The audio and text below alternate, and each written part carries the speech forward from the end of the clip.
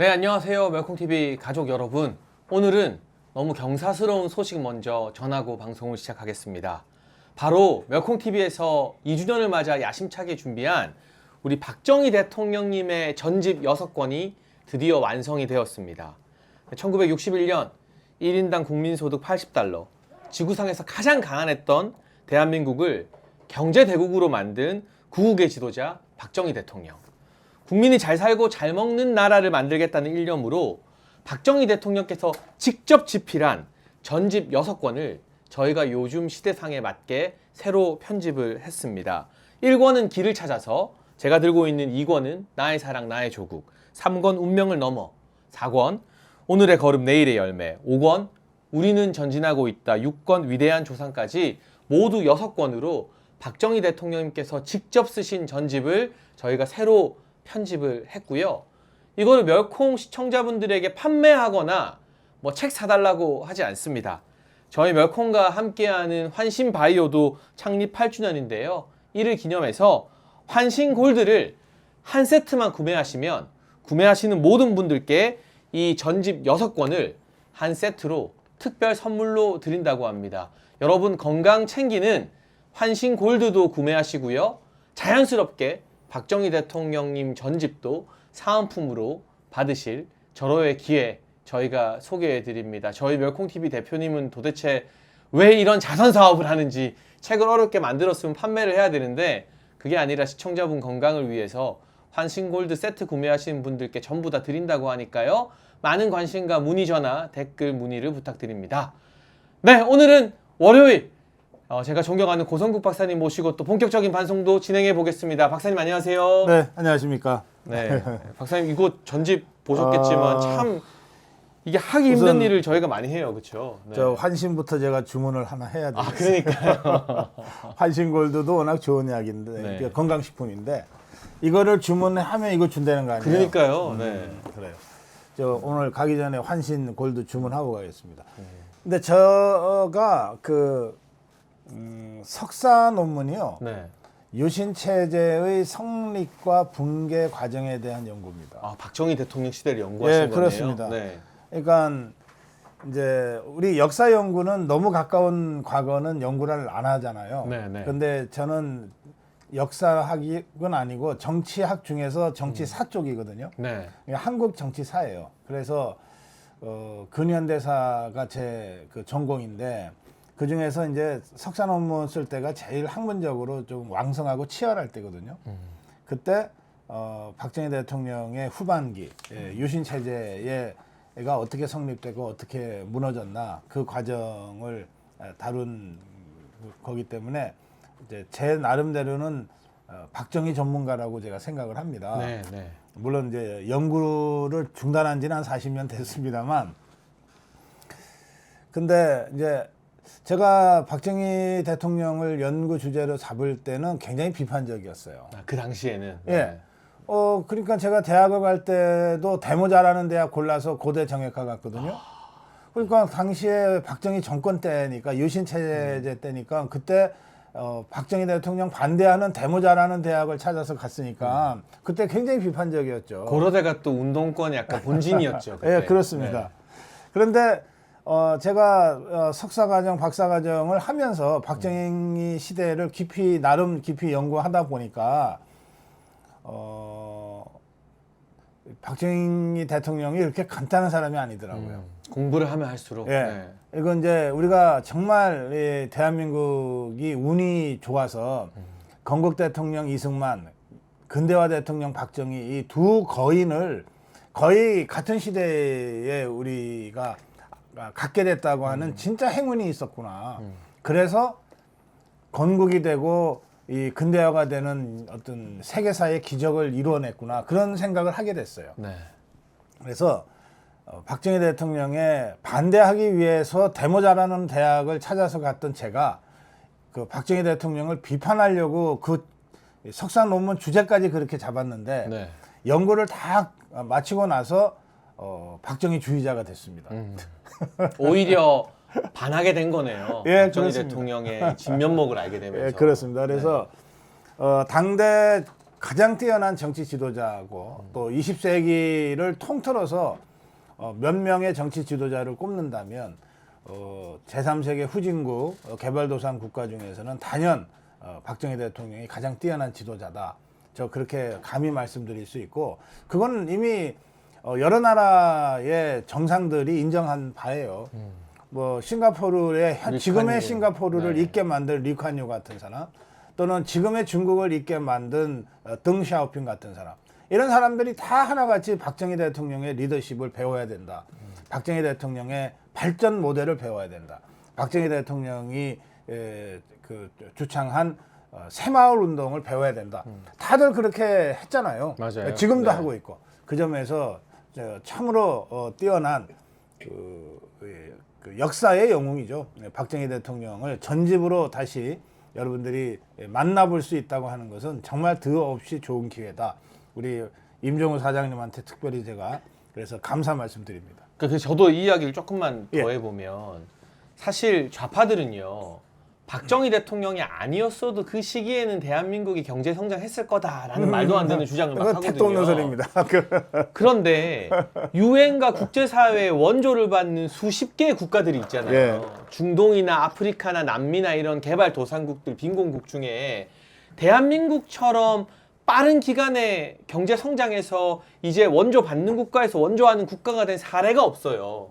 이게 국제사회 원조 받아서 자연스럽게 그렇게 되는 거면 우리나라 말고 다른 나라들도 아프리카 국가들은 원조 훨씬 더 많이 받거든요. 아니 그럼요. 예. 지금 말씀하신 그 시기가 이제 60년대 70년대거든요. 네. 전 세계적으로 한 100개 넘는 나라가 2차 세계 대전 이후에 독립을 했어요. 네, 네. 신생 독립 국가로 대한민국처럼. 그런데 다들 뭐 우리보다 다 나은 조건이긴 했어요. 자원이 좀 더 있거나 뭐 그렇긴 했지만 다 비슷하게 후진국이었고 그래서 다 외국으로부터 원조를 받아서 차관을 들여서 공장도 짓고 고속도로도 놓고 이렇게 했거든요. 그 사례 한 100개 정도 되는 나라의 사례를 경험적으로 다 채집을 해서 이 정치발전론 쪽의 학자들이 연구를 했습니다. 경험적으로 연구를 해보니까 이 사람들의 연구 결론 중에 하나가 뭐냐. 차관을 받은 것은 똑같은데 네. 어떤 나라는 그거를 건강하게 잘 써서 발전을 했는데 어떤 나라는 그걸 전부 다 대통령부터 장관에서 저 밑에 과장까지 자기 나눠 주머니에다가 먹고. 집어넣었다. 네.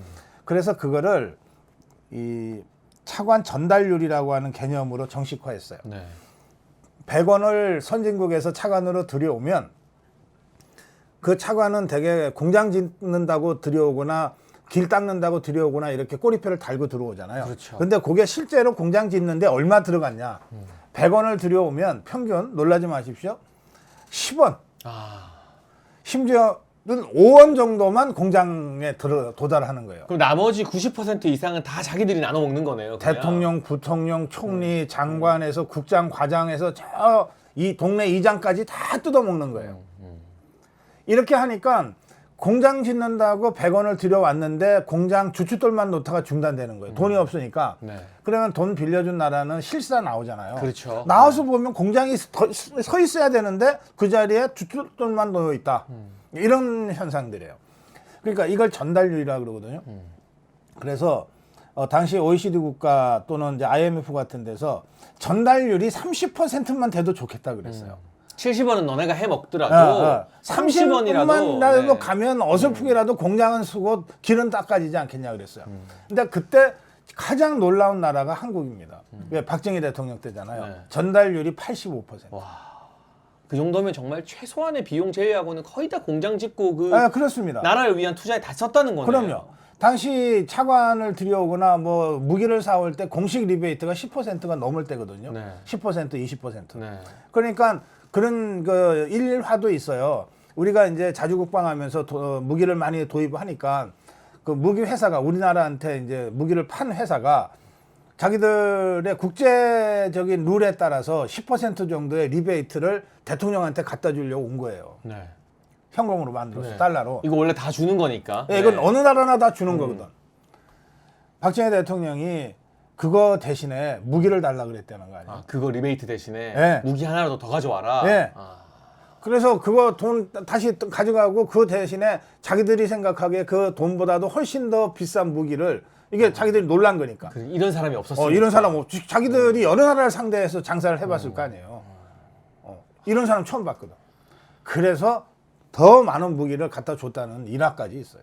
그러니까 사실은 잘 모르는 10대, 20대 때는 좌파들한테 전교조한테 교육받으면 박정희 대통령에 대한 반감이 있을 수밖에 없거든요. 네. 근데 공부를 조금만 하면 존경하기 싫어도 존경을 안 할 수가 없는 분이 바로 박정희 대통령인 것 같고요. 네.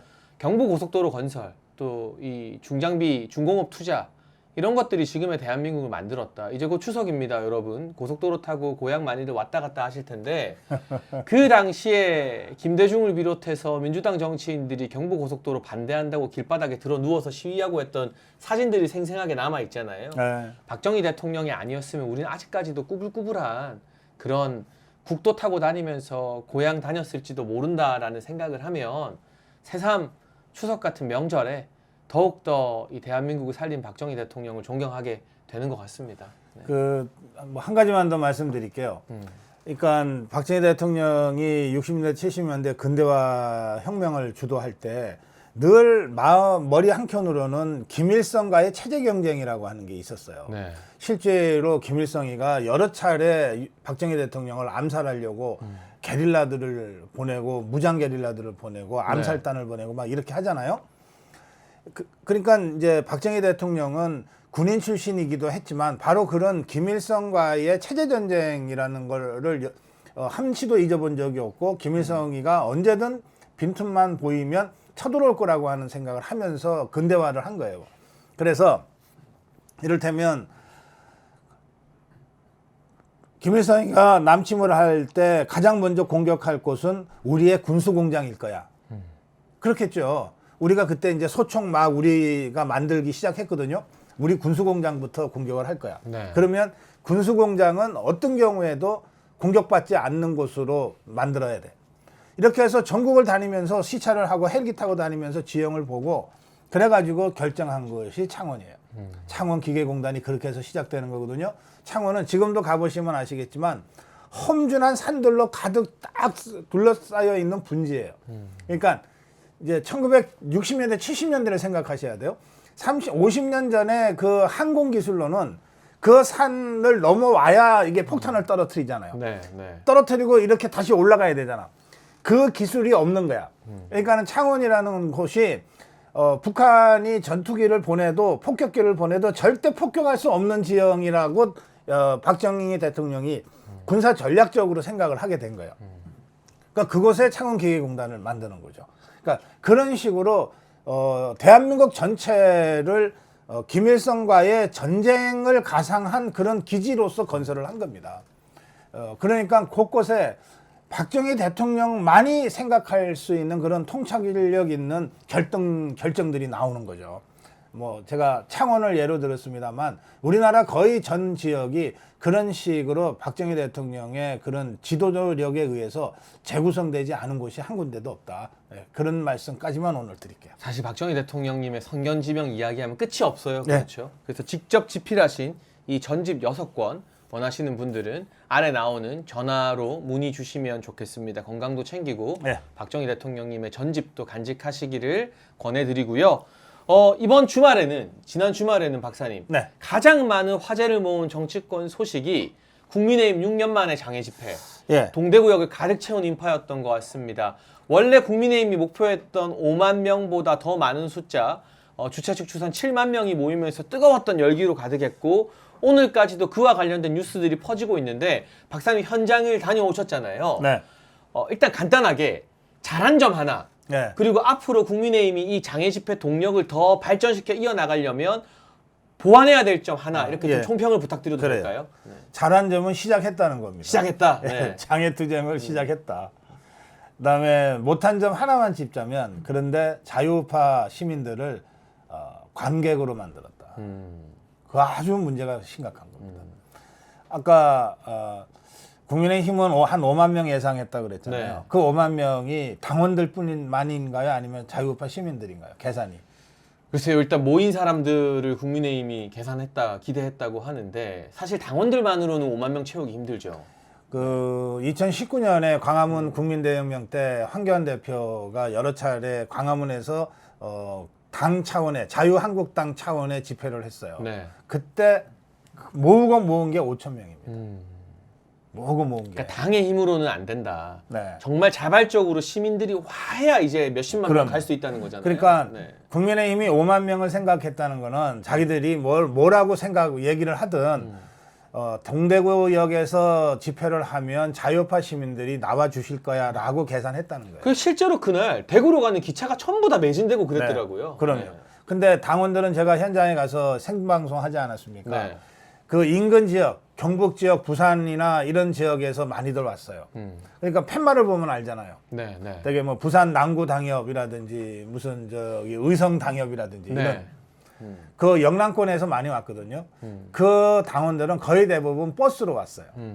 그러니까 동대구역 근처에 대부분 이 당원들이 단체로 온 버스들이 쫙 서 있었어요. 네, 네. 그러면 그렇게 해서 당원으로 버스 타고 온 분들은 대개 연단 앞에 이제 제일 좋은 자리에 의자 놓여 있는 그쪽에 모여 있었어요. 네. 근데 거기 모여 있는 사람들보다 최소 3배에서 5배 더 많은 사람들이 그 서서 광장 전체를 이렇게 둘러쌌거든요. 그 자발적으로 모인 시민들의 열기가 그만큼 뜨거웠다는 네, 뜻이잖아요. 그래서 네. 국민의힘이 주장하기를 7만이 온 거예요. 네. 자, 그러면 제가 보기에는 국민의힘 당원 버스 타고 말하자면 동원돼서 온 당원 뭐 총동원령 내렸으니까 동원이라고 표현해도 될 것 같은데 그 당원보다 최소 3배에서 5배는 국민의힘 당원과 관계없이 그냥 이재명 정권 끝장내야 된다고 생각한 자유우파 시민들이 오신 거예요. 더 많이 왔다. 제 눈에는 네. 그렇게 보였습니다. 네. 자, 네. 그러면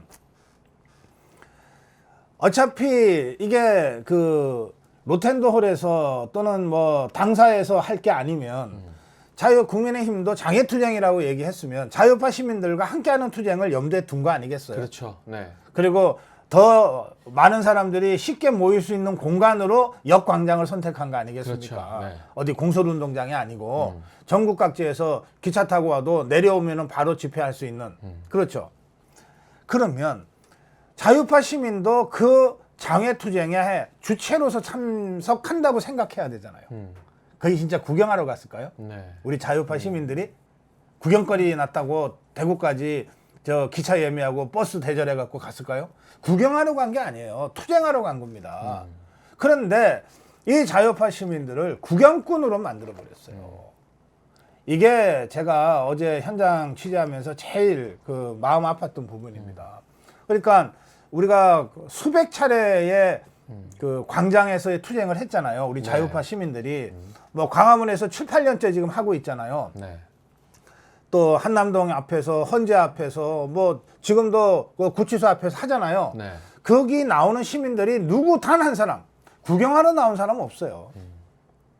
딱 보면 알잖아요. 이게 구경하러 길 가다가 어쩌다가 이 무슨 일이 있나 하고 와서 구경하다가 가는 사람하고 진짜 나 여기 이재명과 싸우기 위해서 나왔어 라고 하는 사람하고는 딱 보면 다르잖아요. 지금 박사님 말씀은 좀 더 뭔가 시민들도 참여하고 하는 이런 것들이 열려 있어야 된다. 그러니까 어떻게 생각하세요? 단순한 네. 시민 참여가 아니고 네.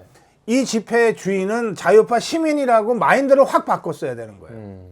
그러면 모든 게 달라집니다. 네. 어느 집회를 가건 간에 우리 자유파 시민들이 함께 부르는 노래가 있습니다.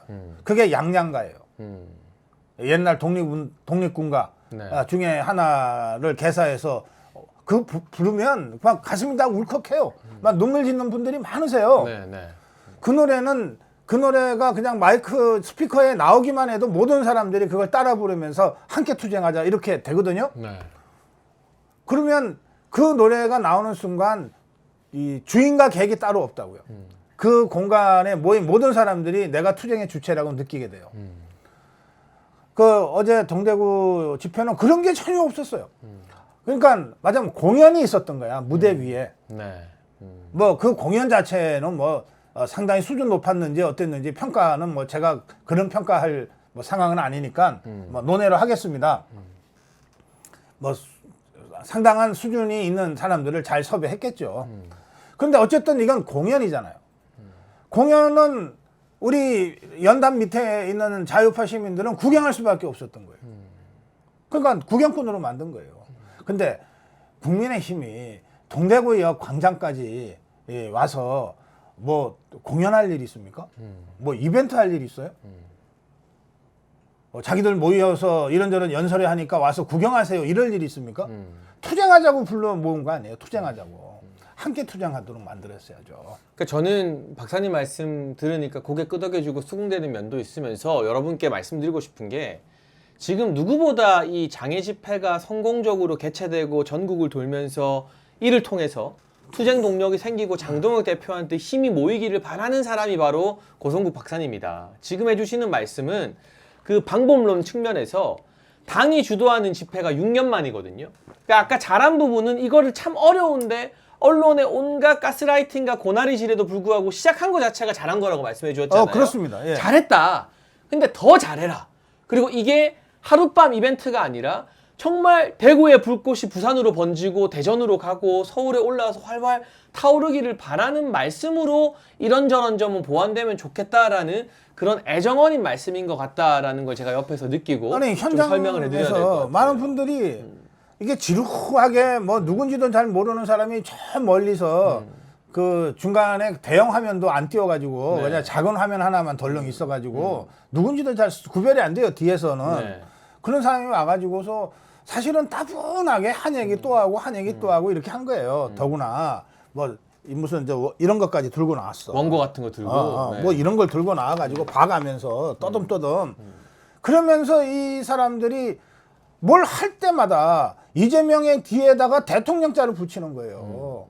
아니 이재명 타도하자고 모여갖고서 무슨 놈의 대통령이냐고. 응? 그래서 많은 사람들이 연단에 올랐지만 그 찬조 연설하러 올라간 최준용 배우 빼고 네. 나머지는 거의 대부분 다 이 정치인들이었거든요. 국민의힘의 국회의원들이고 정치인들인데 이 사람들 중에 제대로 투쟁하기 위해서 나온 사람.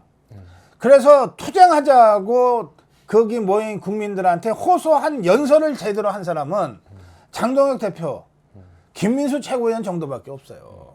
아 저도 연설하는 거 봤는데요. 예. 그러니까 장동혁, 김민수 두 사람을 제외하면 예.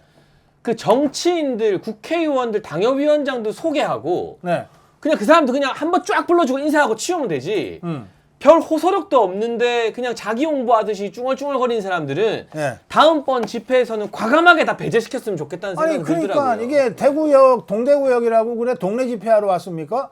그 대구 지역에 현역 의원들이 왔다고 줄 세워갖고 절하고 지금 말씀하신 대로 절시키고 내려가게 하면 되지. 거기에 그 뭐 최다선이라고 주호영이한테 마이크 주고 지금 무슨 규탄대회를 하라 그러니 이게 얼마나 황당하냐고요.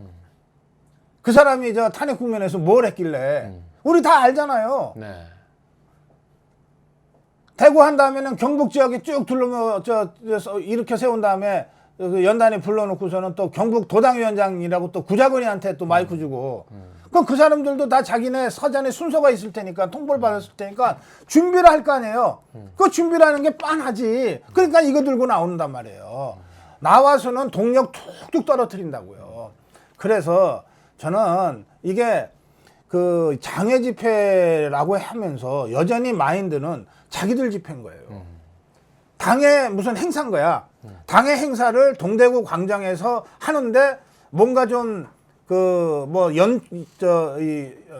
연단 위에서 뭔가 이벤트도 좀 필요한 것 같고 또 무슨 이 공연도 필요한 것 같고 뭐 그러니까 여기저기 짜집게 해갖고서 무슨 기획사에다가 맡긴 것 같아. 그러니까 이게 뜨거워질래야 뜨거워질 수가 없는 거예요. 그래서 많은 사람들이 그 지루한 2시간을 기다리면서 아 김민수 언제 나오나 장동혁 언제 나오나 그리고 기다리고 있었던 거 아니에요. 그래서 저는 그래도 나왔기 때문에 정말 중요하다라고 제가 먼저 평가합니다. 그대로 나왔기 때문에. 그런데 이런 식으로는 이제 더 이상 하지 말자. 좀 제대로 하자. 좀 제대로 하자. 제대로 하는 첫 출발은 자유파가 주체가 되는 장애투쟁이다라고 하는 마인드의 전환을 당 지도부부터 해야 된다는 겁니다. 그러면 다른 디테일한 문제는 다 해결돼요. 그러니까 저는 여러분 아시는 것처럼 연말까지는 묻지도 따지지도 말고 장동혁 지도부 힘 실어주고 지지하자는 파입니다. 제가. 근데 이제 제가 최고위원을 해봤잖아요. 그러면 그 당직자들 네. 실무를 하고 이런 행사나 장애 집회를 아마 당직자들이 뭐 실무 플랜을 짤 텐데 그 정해진 어떤 답지가 있어요. 뭐냐? 아, 대구에서 하는 행사니까 대구시당 위원장도 마이크 줘야 되고 아, 그러니까. 경북도당 위원장도 줘야 되고 그러니까 당 행사처럼 기획한 네. 거라니까. 여기서 한 5선, 6선 사람들은 우리가 또 대우해줘야 되고 근데 이런 걸 좀 벗어나자. 그런 어떤 정치 공학에서 벗어났기 때문에 장동혁이라는 기리나가 당선된 거거든요. 기적을 일으키면서. 네. 그러면 한번 해봤잖아요. 저는 일단 해본 것만으로도 우리 박사님과 마찬가지로 장동혁 대표한테 박수 쳐요. 이거 못하게 하려고 장애 집회하면 망한다 어쩐다 하고 언론이 엄청 가스라이팅 했는데 뚝심으로 이겨냈어요. 계속 한대요. 그러면 이제는 제발 그놈의 시당위원장, 도당위원장 좀 다 빼자. 그거 우리 국민들이 아무 관심 없어요. 시당위원장, 도당위원장이 누군지.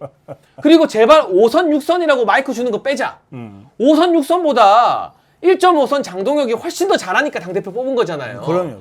제대로 싸울 수 있는 사람들. 그리고 이놈의 원고지 없이도 정말 피 끓게 연설할 수 있는 장동혁, 김민수 같은 사람들한테 마이크 주고 지도부라고 해도 양양자, 우재중 같은 사람들 마이크 주지 말자. 네. 그 사람들이 마이크 잡는 순간 주말에 거기 나간 국민도 동력이 뚝뚝 떨어지는 거잖아요. 그러니까 이걸 당직자들, 공무원과 같은 당직자들한테 맡기지 말고 오히려 철저하게 장동혁 스타일대로 해라. 김민수 스타일대로 해라. 아니면 차라리 장동혁 대표가 너무 바쁘면 다음번 집회는 처음부터 끝까지 김민수 최고위원이 한번 다 잡아. 이렇게 맡기는 게 그 공무원 같은 당직자들, 실무자들한테 맡겨서 아, 누구도 모셨고요, 누구도 모셨고요 하는 것보다 100배, 1000배 더 힘이 실릴 거다. 아, 그럼요. 저희가 정말 잘 되라고 묻지만 지지하면서 아, 그러면 더 좋지 않을까 하는 말씀을 또 드리는 겁니다. 어제 이제 동대구역 집회는 굉장히 중요한 의미가 있어서 제가 이렇게 분석을 하는 거고 앞으로 이런 점들을 좀 보완하자고 제가 제안을 하는 것이고요. 그런데 토요일 날 그 하루 전이죠. 토요일 날 제주도에서 집회 행진이 있었어요. 네. 제주도에서 자유대학이 주최하는 그 연예인 집회가 있었는데 아, 요새 우리 자유대학 친구들 좀 예. 이따 이야기할 텐데 예. 세계적인 스타가 됐더라고요. 아, 진짜. 그래요. 네. 그런데 그 자유대학의 집회를 자유대학이 촬영한 영상을 저희들한테 보내왔어요. 네. 그래서 저희가 아침에 방송을 했는데 저도 깜짝 놀랐어요. 그 고기철이라고 국민의힘이 당협위원장이 제주도에 있거든요. 네. 그 고기철 위원장이 마이크를 잡더라고요. 그 다음에 자유와 혁신당에 그 젊은 최고위원이 한 명 있어요. 네. 그 최고위원이 마이크를 그 다음에 잡는 거야. 자, 보세요.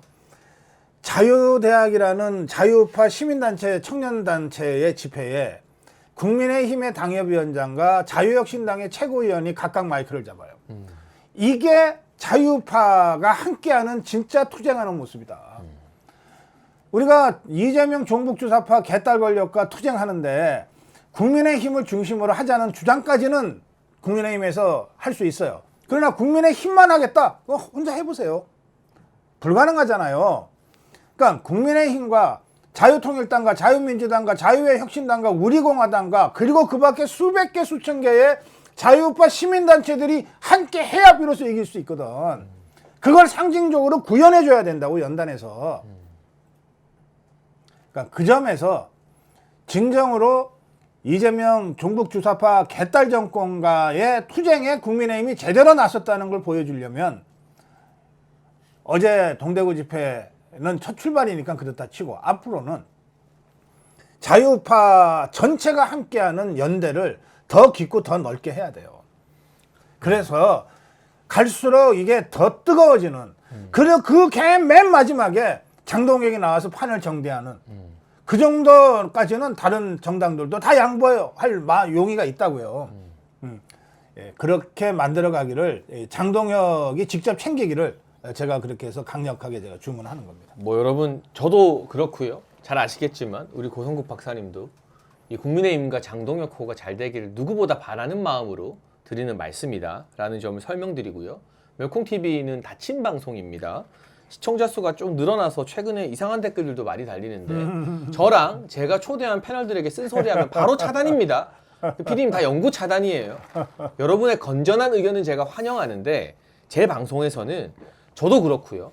제가 모신 출연자분한테 인신공격하거나 비난하면 다시는 시청을 못 하세요. 그냥 다 차단입니다.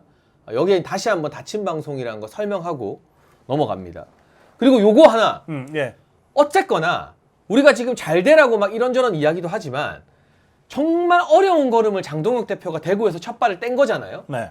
근데 하루도 안 지나서 국민의힘 소속인데 방송 나와가지고 장애 집회 효과 없다. 나는 장애 집회 안 나갈 거다. 김재섭 의원. 뭐 여기다 바로 고춧가루 뿌리는 박정아 의원. 이런 사람들은 이 장애 집회를 통해서 장동혁 대표한테 힘이 실리고 보수가 결집하는 게 정말 싫어서 이렇게 고춧가루를 뿌리는 걸까요? 좀 어떻게 해석을 해야 될까요, 박사님? 이 박정아나 김재섭이나 뭐 한동훈 똘마니 노릇을 그동안 쭉 해왔고 네. 또 뭐 바깥으로는 이준석이랑 늘 손잡고 해왔던 자들이니까 네. 이 자들은 아마 뭐 속으로는 장동혁 망해라, 국민의힘 망해라 뭐 그러고 있을 거예요. 네, 네. 그런데 이 자들이 오늘 뭐 장애투쟁의 효과가 없다 어쩌고 저쩌고 하는 걸로 봐서는 어제 장애투쟁 효과가 엄청 컸던 것 같아요. 그러니까요. 네. 저게 효과가 진짜 없었으면 가만히 놔둬도 족벌 언론들이 알아서 죽여주거든. 근데 어떤 족벌 언론도 지금 이 장애투쟁을 뭐 맹비난하는 기사를 싣지를 못해요. 맞아요. 네. 예. 오히려 우리 자유파 저 같은 사람들이 이런 식의 집회보다는 좀 더 업그레이드 시키자, 진화 발전 시키자라고 생산적인 비판을 지금 하고 있지. 족벌 언론들은 제가 말씀드리는 그런 비판까지도 안 해요, 못 해요. 근데 희한하게 TV조선이나 채널A가 계속 삐딱하다가 네. 이 장애 집회는 또 되게 긍정적으로 보도하고 요새는 또 약간 한동훈을 버리고 이제 대세는 죽었다 깨어나도 한동훈은 안 되는구나라고 약간 네. 정신 차리려는 기미가 좀 보이더라고요. 그런데다가 이것들이 전부 저들이 운영하는 유튜브 현장에 내보내서 생방송까지 다 했잖아요. 시청자들도 조회수 빨아가고 그렇죠. 네. 예, 그러니까 굉장히 이 중대한 국면 전환이 이루어지고 있는 겁니다. 국민의힘이 황교안 때 6년 전에 했던 장애투쟁 노선을 다시 이제 전면화시키고 있는 거거든요. 그리고 그런 상태에서 어제 동대구역에 국민의힘 국회의원 75명이 참석한 걸로 집계가 됐어요. 네. 그럼 107명 중에 75명이면 뭐 한 20여 명 그 한동훈 똘마니들 빼놓고는 다 왔다는 거 아닙니까? 거의 다 왔다는 거죠. 네. 이거 굉장히 무서운 겁니다. 그래서 지금 박정아나 뭐 김재섭이나 한동훈 똘마니, 이준석 똘마니들이 지금 굉장히 지금 쫄아 있는 상태예요. 그래서 지그들이 안 가겠다는 거고 실제로 저것들이 나오면 아마 야유 때문에 뭐 쫓겨나죠. 뭐 던지지는 않겠지만 아마 엄청난 욕설이 쏟아질 겁니다. 예, 그러니까 제가 이게 뭐 얘기하다가 많이 보니까 생각이 나서 그런 건데 저런 것들이 나와도 절대 돌멩이를 던지거나 달걀 던지지 마세요. 그냥 욕도 너무 심하게 하지 마시고 야유는 해도 됩니다. 그냥 야유하고 그다음에 뭐 벌레 쳐다보듯이 그냥 쳐다보시면 돼요. 그러니까 말없이 벌레처럼 쏘아보는 거가 진짜 무서운 거거든요. 그러니까 그런 정도로 아주 대우해 주시면 되는데 어쨌든 저것들은 앞으로는 저것들이 안 나와서가 아니라 못 나오는 겁니다. 못 나오는 거고 이미 국민의힘의 큰 흐름이 장애투쟁과 전면투쟁으로 딱 방향이 잡힌 상태에서 한동훈 똘마니들이 할 수 있는 게 하나도 없잖아요. 지금 와서 저것들이 투쟁 대열에 나서겠다고 하면 그것도 우스운 일 아닙니까? 그러니까 저런 단말맛적인 저런 해당 행위를 지금 하고 있는 거다. 그 정도로 그냥 이해하고 넘어가면 될 것 같아요. 박사님 전곡을 찔러 주셨는데요. 장애 집회 막 재뿌리고 우리는 안 나갈 거다 하는 인간들, 국민의힘 정치인들 웃긴 게 네. 안 나가는 게 아니라 너네는 못 나오는 거야. 못 나오는 거지. 왜 욕먹고 야유 당하고 거기 딱 나가는 순간 이런 생각이 들 거예요. 나는 죽었다 깨어나도 다음번에 국회의원 또 못 되겠구나. 이 많은 당원과 국민들이 나를 보고 욕하고 야유하는데 무슨 수로 국민의힘 간판을 달고 표를 받습니까? 저는 이해가 안 되는 게 맨날 김재섭 의원이 저러면 도봉이 험지니까 이해해줘야 된다 언론이 그러는데 아니 도봉에서 김재섭 의원 찍어준 사람들은 장애투쟁 나가고 열심히 이재명 좀 물러나라라고 하는 사람들이 김재섭 의원을 찍어주지 거기 민주당이 김재섭 의원을 찍어줍니까? 그러니까 어떻게 그런 판단을 하는지 정말 뭐 김재섭이나 뭐 김용태나 이런 것들 있잖아요. 네. 뭐 박정아도 그렇고 뭐 이런 것들은요. 이 장애투쟁 현장에 얼굴을 디밀 수가 없어요. 그러니까 이제 우리 자유파 국민들이 지난 수년간의 투쟁, 특히 그 탄핵 저지 투쟁을 하면서 굉장히 정치적으로 각성돼 있어요. 네. 각성돼 있어서 정치인들 그러면 얼굴만 보면은 웬만해서는 누군지 구별을 잘 못하잖아요. 일반 시민들은. 근데 다 구별해요. 이제는 얼굴만으로도 다 구별해. 저 배신자가 여기 왜 왔냐? 저 국민의힘이 국회에서 집회할 때 있었잖아요. 네, 지난주에 그거 국회 본청 앞에서 한 거니까 저 배신자들도 나왔어요. 지그들 앞마당인 줄 알고. 네. 그런데 거기에 우리 자유파 시민들이 많이 참석하셨거든요. 그리고는 바로 네 거기 왜 있냐? 빠져라. 그렇게 하잖아요. 네. 그러니까 앞으로 정말 장외 국회 앞마당도 아니고 장외에서 진짜 투쟁한 현장에는 지금까지 저것들이 저지른 배신과 잘못을 석고대죄하고 100배 사죄하고 나서 그래 이제 너도 깨달았으면 같이 해도 돼라고 허락하기 전까지는 저것들이 나오고 싶어도 못 나옵니다. 아니 제가 지난주에 사실 우리 멸콩TV 방송을 마치고 김민수 최고위원이랑 저녁을 같이 했거든요. 네네. 재밌는 비하인드 스토리를 들었어요. 아 그래요. 처음에는 이 최고위원 내부나 지도부 그리고 지도부 비공개회의에 참석하는 의원들이 좀 있잖아요. 네. 선수된 중진들도 네, 있고. 그렇죠. 김민수 최고위원을 공격하고 시비 걸고 방송 나가서 험담하고 무시하는 기조가 좀 있었대요. 네. 근데 국회 본청에서 장애 집회하는데 네. 장동혁 대표 못지않게 김민수 최고위원에 대한 우리 당원들의 현장 환호성이 크고 그날 현장 인기 엄청 높았죠. 그리고 네. 뭐 이를테면 양양자나 이런 사람들 나오면 우리 당원들이 가만히 안 냅두고 야유하고 네. 그리고 아주 품격 있게 냉대하고 네. 그리고 우리가 마음에 안 드는 인간들이 당직 받는다 헛소리 한다 이러면 우리 행동하는 300명 만들자고 제가 멸콩에서 맨날 이야기하거든요. 네. 문자 폭탄 보내고 전화하고 의원실에 하니까 난리가 났잖아요. 네. 그 뒤로 비공개 회의에서 다들 김민수 최고위원한테 엄청 갑자기 잘해주기 시작했대요. 그리고 김민수 최고위원이 한마디 하면 눈치 보고 방송 나가서 험담하던 사람들도 아 미안 내가 말 조심할게 이렇게 딱 바꾼대요. 그래. 그러니까 이게 누가 만드는 거냐? 우리가 만드는 거예요. 그럼요. 우리가 지지자와 당원들이 문자 보내고 우리 개딸도 욕만 할 게 아니라 우리가 행동력으로 의원들한테 문자 보내고 의원실에 전화 돌리고 당원 게시판에 글 남기고 댓글 달고 하니까 장동혁, 김민수한테 힘이 생기는 거예요. 네. 그러니까 이 집회 현장에서도 많이 나오셔야 되는 게 누구한테 민심이 있는가를 여러분이 나와서 보여주는 겁니다. 그 자리에 나오는 눈치 보는 기회주의자들한테. 이 장동혁 지도부가 최근에 한 몇 가지 조치 있잖아요. 네. 이를테면 투쟁하는 사람들이 공천받게 하겠다. 네. 이제 앞으로 어떻게 구현될지는 모르지만 어쨌든 그거 하겠다고 했습니다. 그다음에 우리 자유파 패널로 나가갖고서 좌파보다 더 좌파스러운 엉뚱한 소리하는 자들 자르겠다. 네. 뭐 우리가 자르는 건 아니지만 어쨌든 그 판별해내겠다. 이런 하라는 패널 인정제 있잖아요. 근데 이런 거는 물론 장동혁 대표나 지금 지도부도 대표 지도부 되기 전부터 생각했을 수도 있어요. 있지만 사실은 전당대회 과정에서 우리가 장동혁과 김민수와 이런 사람들을 지지하면서 자유파 국민들이 자유파 유튜브들이 지속적으로 요구했던 것들이에요. 그렇죠. 네. 그리고 계속해서 문제를 제기했던 것들이에요. 그러니까 지금 우리 자유파 시민들과 자유파 유튜브들은 이런 조치들을 보면서 아, 장동혁 대표나 김민수 최고위원이나 지금의 지도부는 자유파 유튜브의 얘기를 경청하는 것 같다. 자유파 시민들의 요구를 어떻게든 듣고 그걸 정치적으로 구현하기 위해서 애를 쓰는 것 같다. 이렇게 느끼고 있어요. 그게 중요한 거예요. 그러니까 우리 장해찬 최고위원이 말씀하신 대로 우리가 행동하면은 변화시킬 수 있다고요. 지도부가 한동훈이나 이준석이 같은 허접한 것들이 있었을 때는 우리가 아무리 행동을 해도 저것들을 움직이지 못했어요. 쫓아내지 않으면 다른 방법이 없었어요. 그런데 지금은 다르다고요. 지금은 여러분들의 작은 움직임도 장동혁과 장동혁 지도부한테 어쨌든 전달이 되고 이것이 당의 정책으로 반영이 되고 있는 그런 시스템이 가동되고 있어요. 그러니까 여러분들이 지금 행동하셔야 된다. 그 말씀을 저도 같이 드립니다. 그리고 비하인드 스토리 하나만 더 풀겠습니다. 제가 네. 장동혁 지도부한테 가장 놀란 게 뭐냐면 네. 젊은 사람들을 비서실장, 사무총장, 조직부총장 이렇게 인선을 했잖아요. 네. 뭐 박준태, 정의용, 강명구 의원 이런 사람들. 예. 이분들이 며칠에 한 번씩 뭐 구체적으로 누구다 안 하겠지만 전화가 와요.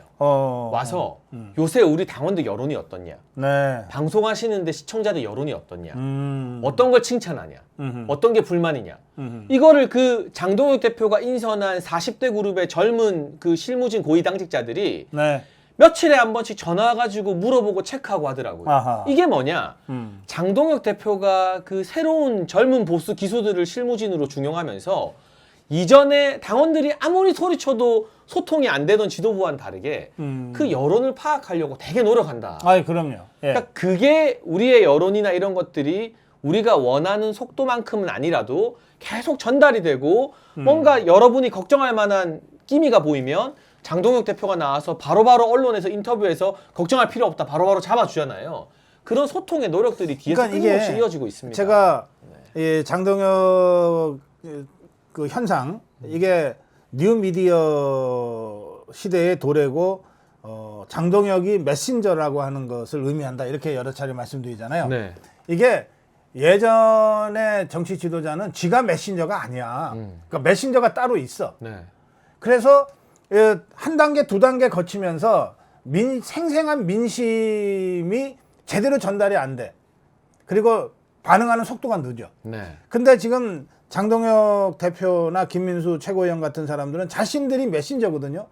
그러니까 SNS에서 움직이는 굉장히 다이내믹하게 움직이는 민심을 거의 실시간으로 아마 듣고 있을 거예요.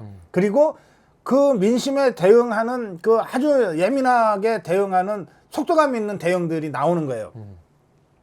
그거를 아니까 그 장동혁 대표 체계를 실무적으로 뒷받침해야 될 역할을 하는 사람들이 사무총장이다, 전략기획 부총장이다 이런 사람들 아니에요. 네. 이 사람들이 SNS 동향을 먼저 살펴보지 않을 수가 없는 거예요. 맞아요. 네. 이를테면 당 대표가 관심이 없으면 이 사람들이 뭐하러 그 시간에 전화를 해서 SNS에서 나타나는 우리 자유파의 민심을 궁금해 하겠어요. 전혀 그럴 이유가 없거든. 당 대표가 관심 갖고 최고위원들이 관심을 가지니까 실무자들이 관심 갖는 거예요. 예, 그런 점에서 역시 장동혁이 뉴미디어 시대의 메신저라고 하는 저의 어떤 해석 이런 것들을 여러분들이 좀 공감하시면 좋겠다 싶습니다. 그러니까 실제로 이 지지율도 출렁이는 게요, 박사님. 네. 뭐 1위 1비할 필요는 없지만 오늘 발표된 리얼미터에서 네. 2주 연속 이재명 지지율이 떨어지고 네. 국민의힘 지지율 오르고 민주당 지지율 떨어져서 오차 범위로 붙었더라고요. 이게 그- 통계학적으로 지금 같은 상황에서 오차 범위라는 건 사실 국민의힘 지지율이 민주당을 그럼요. 이겼다고 봐야 되는 그럼요, 거잖아요. 그럼요. 예. 정청래가 장동혁 대표한테 네. 뭐 애쓴다 밥은 먹고 다니냐 그러던데. 네. 제가 이 리얼미터나 갤럽이나 이런 데 있잖아요. 네, 네. 그 좌편향 여론조사 양산해온 이런 것들한테 진짜 해주고 싶은 말이에요. 야, 너네 참 애쓴다. 밥은 먹고 있냐? 그 여론조사 믿을 사람이 누가 있습니까? 어떻게든 마사지 해주려고. 예, 누가 있어요. 예. 저는 그 이재명이 지금 시점에서 저는 40%대로 떨어진 것이 정상이라고 생각해요. 그래서 당 지지도는 말할 것도 없고 이재명 지지도도 뭐 불과 석 달밖에 안 됐지만 뭐 미천이 다 드러났기 때문에 그리고 뭐 오늘인가 어디 뭐 저 뉴욕 갔나요? 뭐 유엔 간다고 하더라고요. 그 미국 가는데 트럼프 대통령은 못 만납니다. 무슨 사고를 치고 올지 이제 우리들이 좀 기다리고 있는 거죠. 그러니까 사실은 너무나 당연한 겁니다. 대한민국 대통령이 유엔 총회에 참석하기 위해서 뉴욕을 가면 미국 대통령 만나고 오는 건 너무나 당연한 거예요. 기본 중에 기본이죠. 그 기본 중에 기본이 안 되는 거거든요, 지금. 그러니까 그런 것만으로도 사실은 지지율이 4, 5%는 뚝뚝 떨어지게 돼 있습니다. 그게 정상이에요. 대한민국 대통령이 미국을 갔는데 미국 대통령은 못 만나고 왔어? 그럼 이 사람 이건 뭐지? 하고 떨어지게 돼 있는 거예요. 이거를 떠받치느라고 무슨 뭐 여러 가지 작업들을 하는 것 같은데 그래서 제가 얘기하는 겁니다. 참 애들 쓴다. 밥들이나 먹고 해라. 그러니까 저는 한편으로는 그렇게 많은 언론에서 장동혁 되면 뭐 중도 민심 못 잡는다, 극우다, 강경 노선 가면 안 된다라고 그렇게 초를 치는데도 이 좌편향적인 좌파 여론조사 기관에서도 국민의힘 지지율이 올라서 오차 범위가 되는 걸 보면 예. 야, 그동안 우리가 이 조중동이나 언론사들의 가스라이팅에 얼마나 속았는가. 글쎄 말이야. 지지율 올리겠다고 뭐 참여연대 출신 뭐 진보 좌파 진영에서 팽당한 진중권 같은 떨거지를 데리고 와가지고 했는데 판판이 깨졌잖아요. 얼마나 우리가 바보 같았고 얼마나 우리가 속았는가. 결국 정답은 정도에 있었다. 아이 그럼요. 보수 중심의 가치를 확실히 하면 중도도 따라온다라는 게 정답이었는데 예. 그게 이번 결과에서 저는 좀 드러나는 것 같더라고요. 그렇습니다. 예. 저 이제 나가서 환신 골드 이거 주문하고 가야 돼요. 네, 박사님. 오늘 고성국 박사님 먼저 보내드리고요. 저는 예. 5분 정도만 더 여러분과 따로 이야기 나누도록 하겠습니다. 오늘 함께 해주신 박사님께 많은 박수 보내주시고요. 박사님 보내드리는 동안 여러분 구독과 좋아요 부탁드립니다. 네, 다음 주에 뵐게요. 고맙습니다. 예. 예.